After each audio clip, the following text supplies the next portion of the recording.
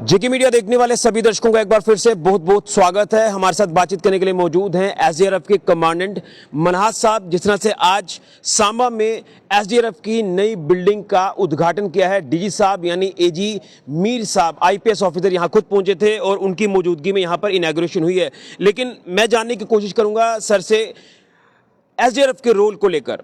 आपने देखा कि पिछले दिनों में जो त्रासदी आई थी, उस त्रासदी में जो रोल प्ले किया एसडीआरएफ ने, कई कीमती जानें बचाई और लोगों को बचाकर सेफ जगह पर पहुंचाया। कई ऐसी कठिन परिस्थितियों से लोगों को निकाला, वहां से इवैक्यूएट किया, सेफ जगह पर पहुंचाया। अस्पताल पहुंचाने की जरूरत पड़ी, उनको वहां तक पहुंचाया।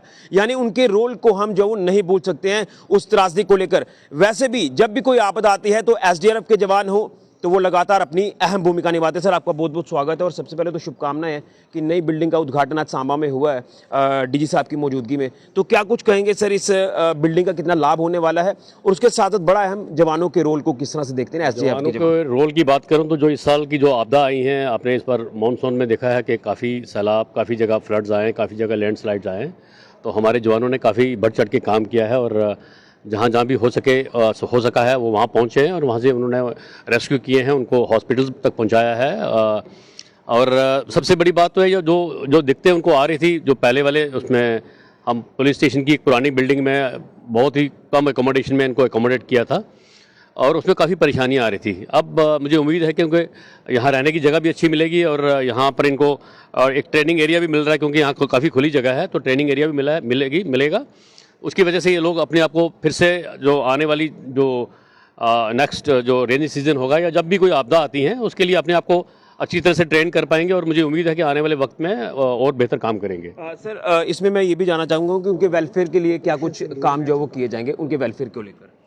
इसी तरह से ऑपरेशन सिंदूर और जो रिसेंट जो फ्लड्स आए थे, आपने उसमें देखा होगा, उसमें खाली काम करना एक अलग बात है, लेकिन काम के साथ साथ एक नेक्स्ट आपदा के लिए वो एक सिखलाई होती है। तो आदमी लर्न करता है और कि मेरी इसमें क्या शॉर्टकमिंग्स थी और मैं इसमें कितना अच्छा कर पाया हूँ और अकॉर्डिंगली वो नेक्स्ट टाइम वो सुधार आएगा उसमें। आपने क्या पूछा? बिल्कुल, लेकिन उनके वेलफेयर को लेकर किस तरह से काम किया जाएगा?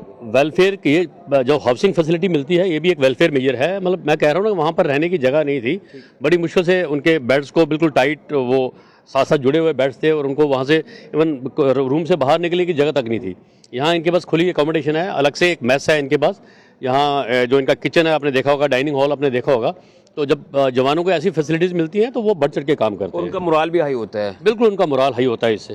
बिल्कुल, तो कहीं ना कहीं हम ये कह सकते हैं कि 24/7 आपदा से निपटने के लिए 24 घंटे हमारे जवान से निपटने के लिए अगर हमारे पास ये एकोमोडेशन ना भी होती तो हम तब भी तैयार थे। बट अब हमारे पास इतनी अच्छी सहूलतें हैं तो मुझे उम्मीद है कि आने वाले वक्त में हमारी जो SDRF, civil defence, home guard मिलकर अच्छा काम करेंगे। चलिए, बहुत धन्यवाद। तो ये थे हमारे साथ मनहास साहब, जो कि कमांडेंट है एसडीआरएफ के, जिन्होंने विस्तार से बताया कि जो एसडीआरएफ के जवान हैं वो कठिन परिस्थितियों में अपने आप को ढालकर जो है ऑपरेशंस को अंजाम देते हैं, आपदा में फंसे लोगों को वहां से इवैक्यूएट करते हैं, सेफ जगह पर पहुंचाते हैं और उसके साथ साथ उनके वेलफेयर के लिए ही ये कार्य जो वो किया गया। जिस तरह से ये नई नवनिर्मित बिल्डिंग जो एसडीआरएफ की रानी सुचेत सिंह स्पोर्ट्स स्टेडियम सांबा के पास बनाई गई, आज उसका ऑफिशियल उद्घाटन डीजी एजी मीर आईपीएस जो है उन्होंने किया है और उनकी मौजूदगी में ही तमाम ये जवानों को एक बड़ी सौगात जो वो मिली है। तो ये कहीं ना कहीं वाकई में ये भी गर्व का पल है कि हमारे एसडीआरएफ के जवानों के बारे में भी, उनके वेलफेयर के बारे में भी लगातार जो वो काम किया जा रहा है, जिससे उनका हौसला बढ़ता है और वो भी उत्कृष्ट कार्य हर किसी सिचुएशन में